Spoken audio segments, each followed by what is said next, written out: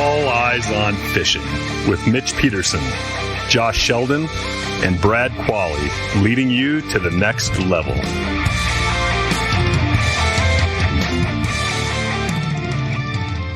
Everybody, welcome back to All Eyes on Fishing.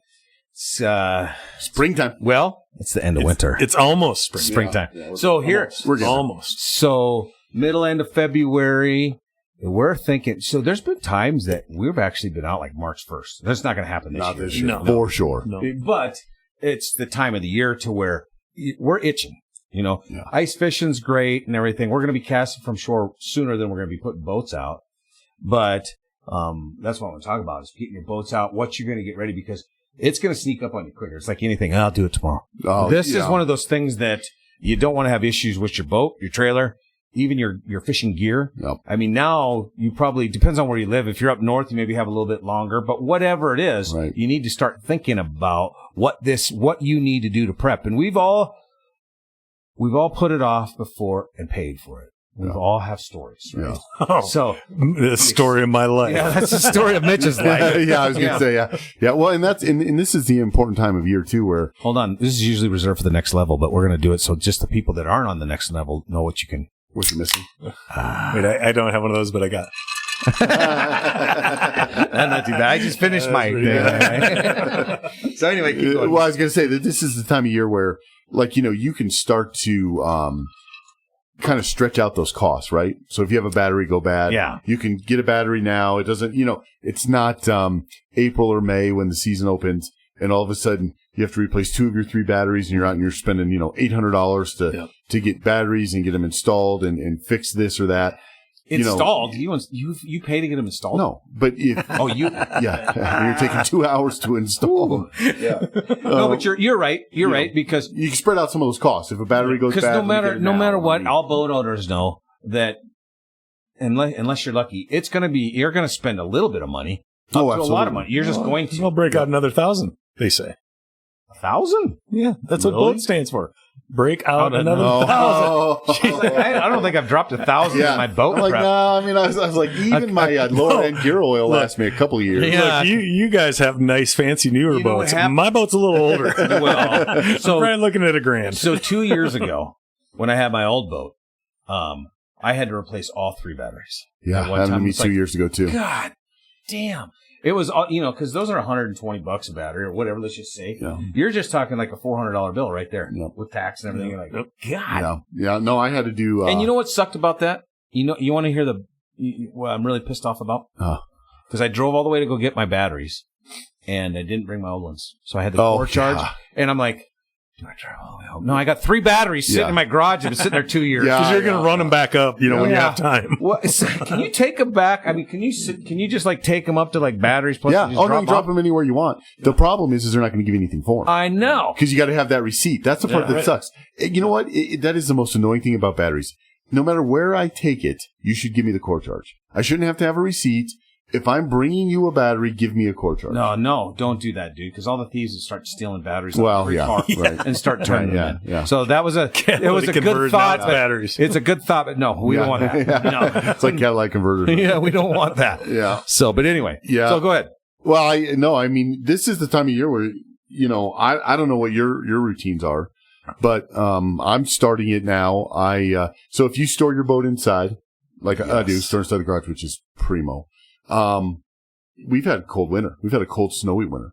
So once a week, I plug my batteries in, whether they need it or not, right? Plug them in, stick it on the charger, and I leave them hooked up for an evening, and then I unplug them when they're fully charged. And then I see another, a week, it mellows out, gets a little bit warmer. And then I see where it's going to get down into the single digits or negatives, plug it in, let it go. So keep your batteries conditioned. Batteries are one of the bigger things. Your engine, your batteries. Yep. Well, it sucks. And this is my annual problem, and this year for sure. I know I'm going to have to replace my batteries because my boat's under the snow out at store right now. And that's where I was going with this. I never do. In the fall, usually we fish pretty late in the fall. I park my boat that last time, drain my motor real good. There's no water in it ever or anything. But then I'm always going to, in a week or so, I'll go pull the batteries and kind of, go through it. Oh, no, I never do.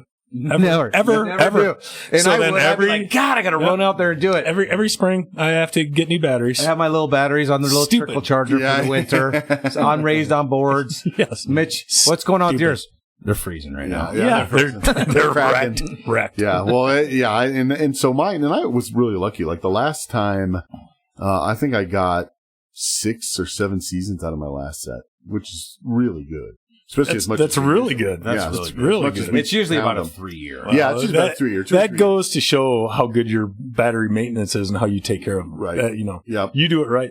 Obviously. And that's just the keeping them every week or two. I just plug it in and just keep them cycled so they don't get so far down or drug down to where the cold just blows them up and then you're good to go. And that's kind of my biggest thing right now, right? While it's cold and crappy, but I'm telling you, the next, I don't know, probably within the next, we're almost to March. So in the next 3 weeks, I will hook it up. I'll pull it out on a nice day and I will crawl up underneath there and I'll start checking the back of those hubs because that's where you'll start to see the leakage and I'll start to, feel the inside of the wheel wells and all that stuff to make sure that, because that is, biggest fear number one for me. Well, and when you're in there too, is always one thing I noticed that I didn't do is checking the insides of the tires for weird rub too, because you don't ever see the insides. So if you're going to be down there looking at it, you might as well check them.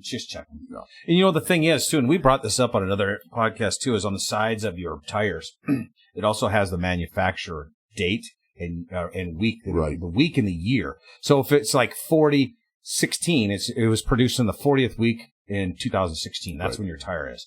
So it's good to know to look at that so you know the age of your tires, because a lot of boat trailers, because if you're only pulling it for a few miles, a lot of these guys don't have long pulls. Their tires look great, but they'll get rotted even after they look good. So especially take a look at it. That's your own choice. That's a quick little tip on that. Dry climates, they'll suck that oils out of them and it'll be bad. But for us, I don't think any of us have that problem. I mean, mine are. We run it all the time, and I have to. It seems like I'm always putting a tire on, but I'm going to check my tires pretty good this year. Mine didn't go out much last year. Yeah, well, it needs a good full spring tune-up, all of it. Yeah, that we know a guy that I'm going to bring it to and just tell him go through it, do it all, make it perfect. You probably need to recarpet, dude. Oh, it needs to be recarpeted, but I'm not in any big hurry to do that. Well, and remember on the tires too that, like for me, sitting in the garage and stuff, you need to check that air pressure throughout the winter. Because if that air pressure starts to go down, you can get flat spots in those tires because they're not moving. So, our boats won't move for 4 or 5 months. At least 4, yeah. And so you can get flat spots in those tires, especially if the air goes down. Well, and especially if your tires are a little bit older. Yep. So I check mine. I have the, air compressor at home and I make sure my tires stay at max pressure in the cold weather because. What do you run yours at? 55? Well, whatever it is on the sidewall.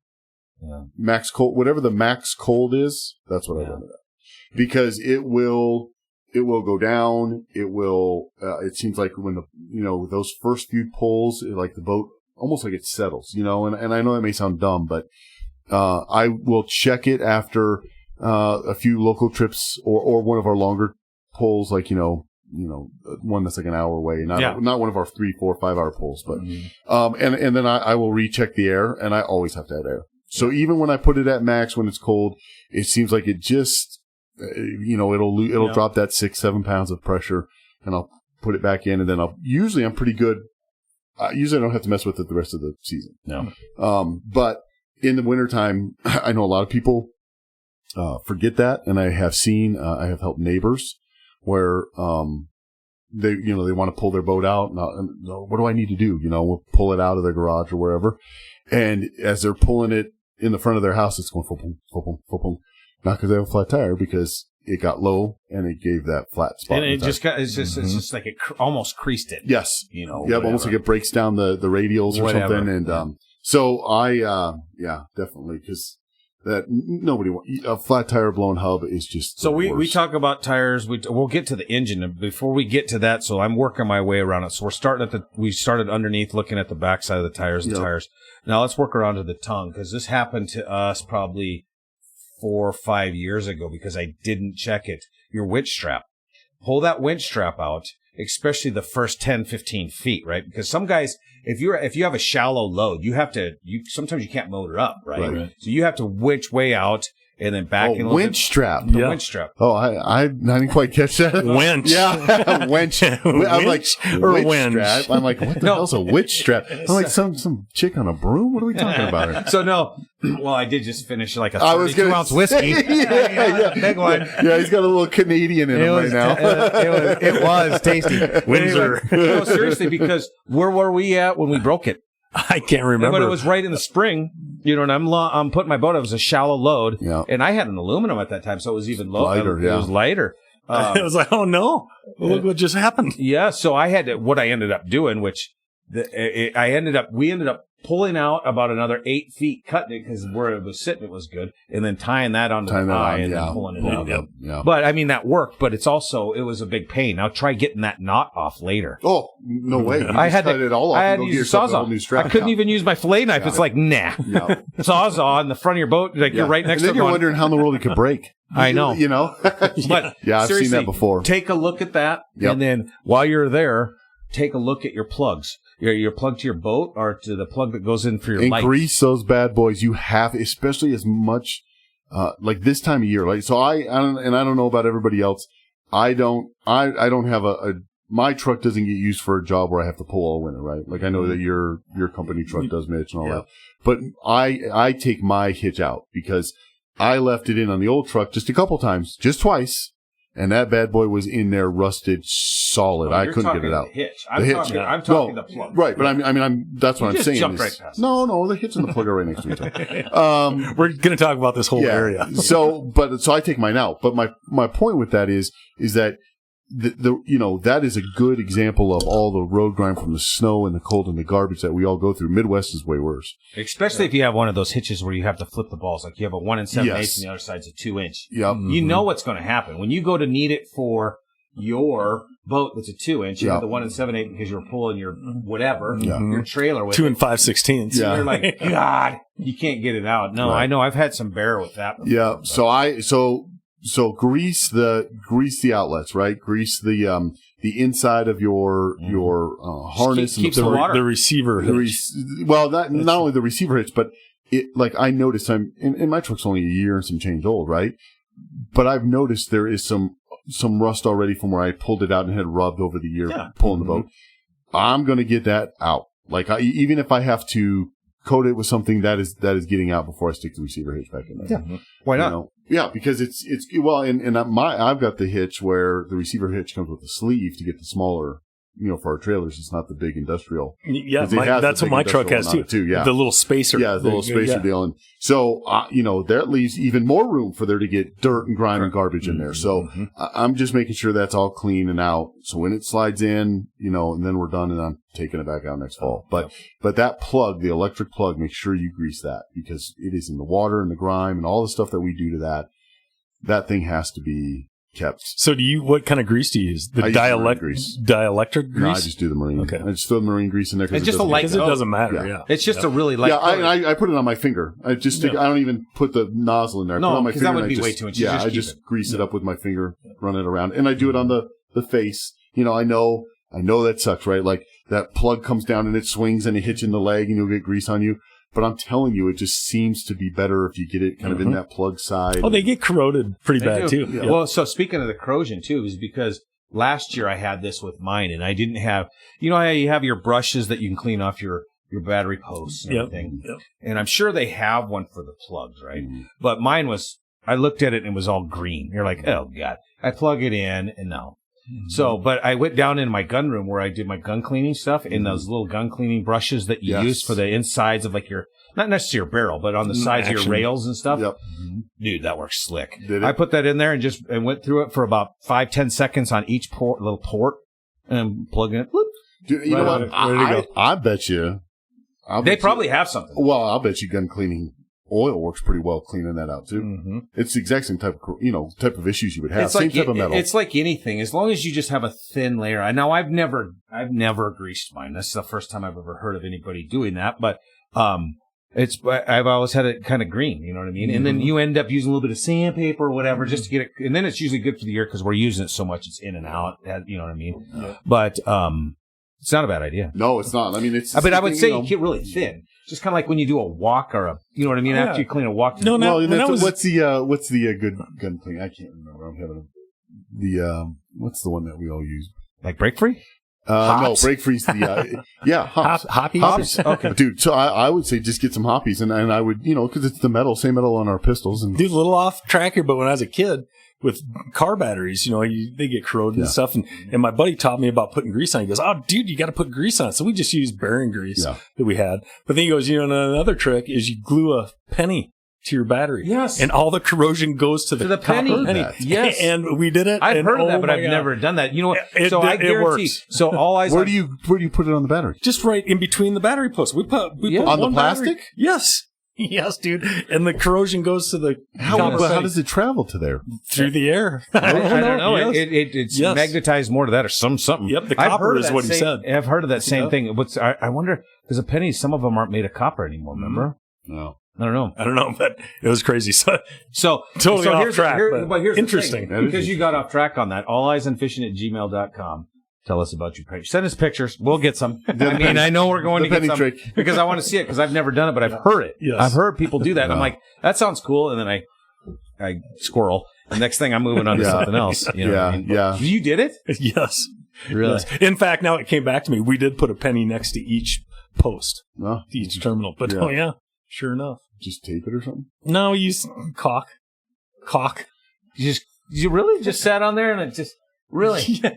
Send pictures. So someone's going to be smarter than us. I didn't just make it of the penny, not of the caulk.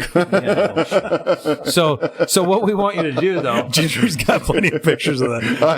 I don't need any more unsolicited pictures of. Send us pictures of the battery with the pennies on it, and then someone also let us know what year they stopped using copper in them. Yeah, because someone will know. I could Google it right now. Don't send us that. Yeah, because they're going to send it anyway. Yeah. You know what I mean? Somebody will. Yeah. Someone's going to get it anyway. So after Reagan was president, that's probably when they started. Yeah, who knows? But anyway, so now we've moved from the tire up to the front. So the tongue, you get the tongue right. So you're taking your, because with ours, I don't know if you know this, Brad, but it's actually kind of like a pigtail that goes up through the tongue. Yeah. So there's almost like a connector and a T further back underneath where it there is. breaks apart. Yeah. Yep. So make sure you check that because I can tell you.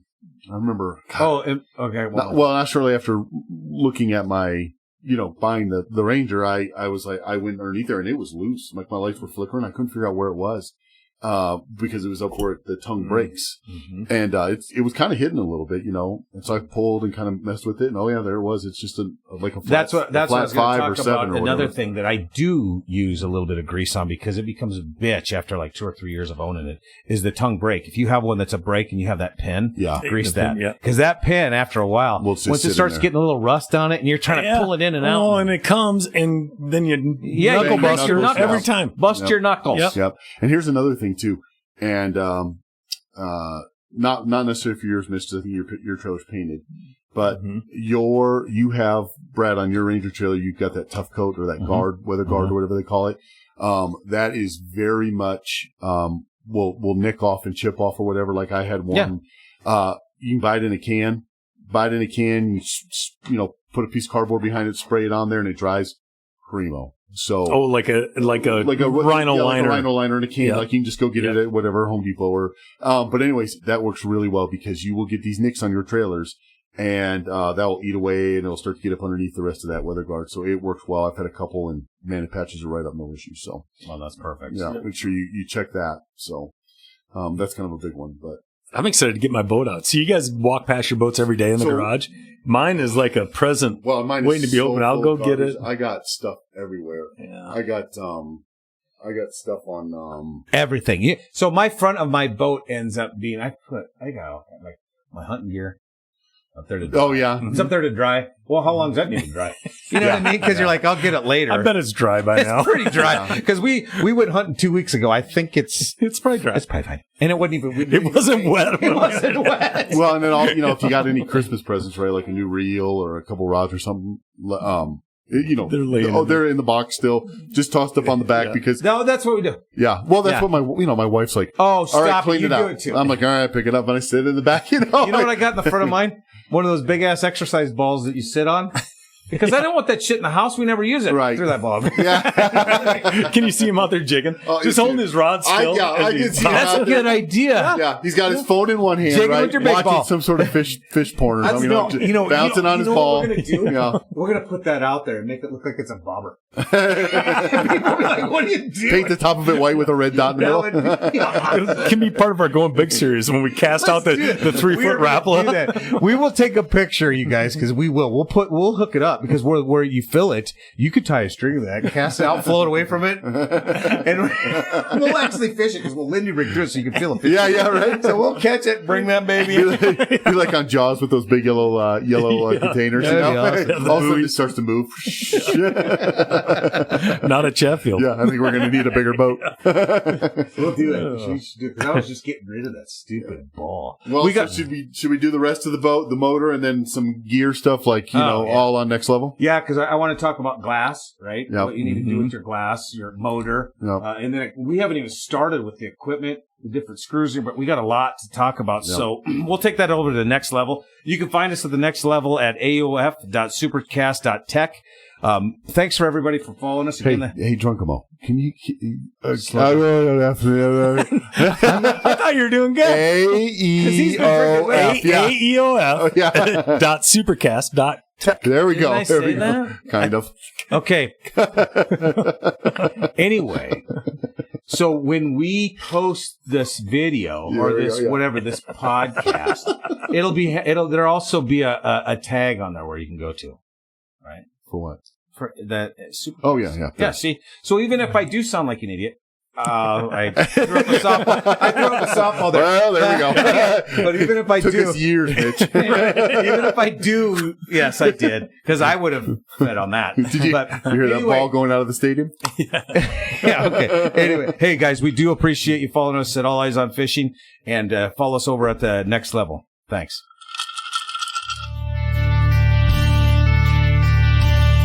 This has been All Eyes on Fishing. Thanks for listening. If you like what you heard, go ahead and subscribe to The Next Level. You can hear longer podcasts and more information on all of your favorite topics.